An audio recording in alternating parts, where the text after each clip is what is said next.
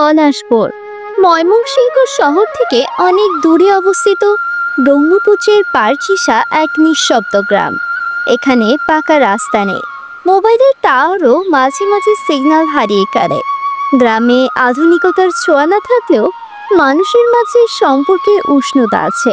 খালের পাশে একচালা টিনের ঘরে থাকে পারুল বেগম, তার মেয়ে ঝর্ণা, আর দূরে বিদেশে কর্মরত তার স্বামী আবু তালেব। খালের পাশে একচালা টিনের ঘরে থাকে পারুল বেগম, তার মেয়ে ঝর্ণা, আর দূরে বিদেশে কর্মরত তার স্বামীর আবু তালেব। ঝর্ণার চাচি থাকেন পাশে, একজন খিটখিটে স্বভাবের মহিলা, যার ছেলে রাসেল ও স্বামীর পরিবার টিকে আছেন মূলত তালেবের পাঠানো টাকায়। ছোট্ট উঠানে বসে ঝর্ণা ও রাসেলের চিরচেনা ঝগড়া। রাসেল ভাই, আমার বই কোথায় রেখেছো? আমি তোকে এবার কলেজে যেতে দেব না। তুই কি আমার প্রাইভেট ডায়েরি নিয়ে গেছিস? তুই কি আমার প্রেমপত্র পড়ে ফেলেছিস? তাহলে প্রেম করে ফেলেছো? কাকে লিখেছিলে বলো তো? তোরা আবার শুরু করলে কি? আমার বাড়ির উঠোনে প্রেম আর বিচার দুটোই হয় রে। ঝর্ণা কলেজে পড়ে, রাসেল ভার্সিটিতে। বছর কয়েক আগেই রাসেলের বাবা চাকরি হারানোর পর থেকেই সংসারের খরচ বহন করছিল তালেব। পারুল কখনো গর্ববোধ করত, কখনো অভিমানে চুপ থাকত। সময়ের সাথে সাথে ঝর্ণার মনে রাসেলকে ঘিরে অন্য এক অনুভব জন্ম নেয়। একদিন খালের ঘাটে বসে, আপনাকে দেখলে বুকটা কেমন জানি করে। তুই এখনো ছোট, এইসব ভাবনা তোর জন্য না। ছোট? আমি তো এখন বড় হয়ে গেছি রাসেল ভাই।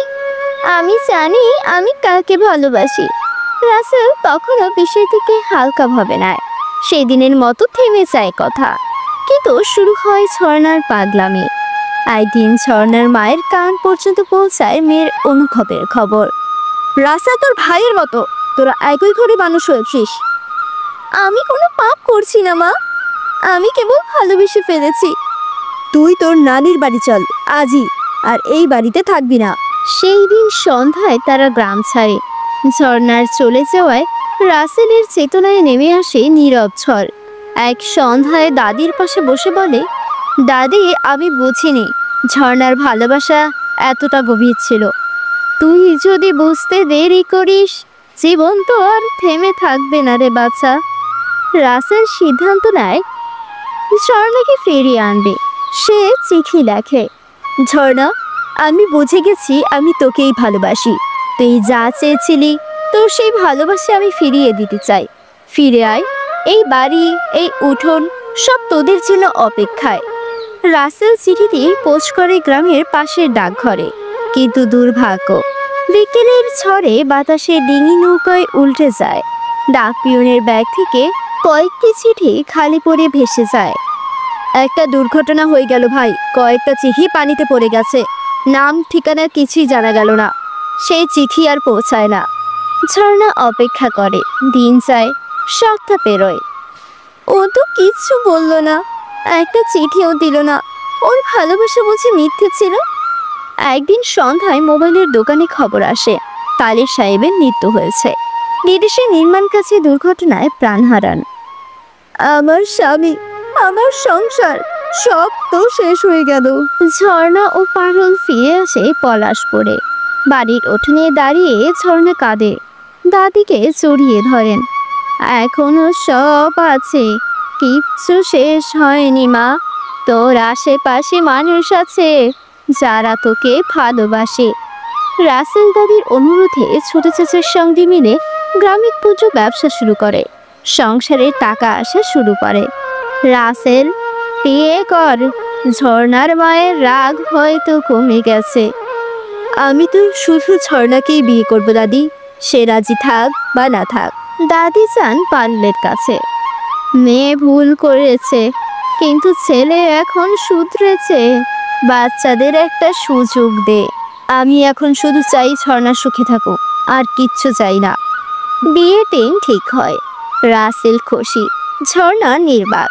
বিয়ের আগের রাতে সবাই ঘুমিয়ে পড়লে ঝর্ণা বেরিয়ে যায়। সে খালের ঘাটে গিয়ে বসে, হাতে এক পুরনো চিঠির খাপ। চিঠি যদি সত্যিই থাকতো, যদি ও লিখত, তবে আমি মেনে নিতাম, কিন্তু কোনো উত্তর পেলাম না।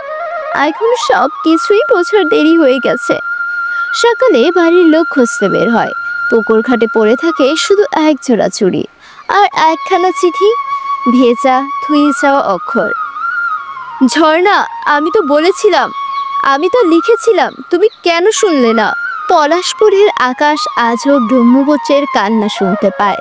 রাসেল একা বসে থাকে সেই খালের পাশে, হাতে সেই চিঠির কপি, ছেঁড়া ভেজা জলছাপ।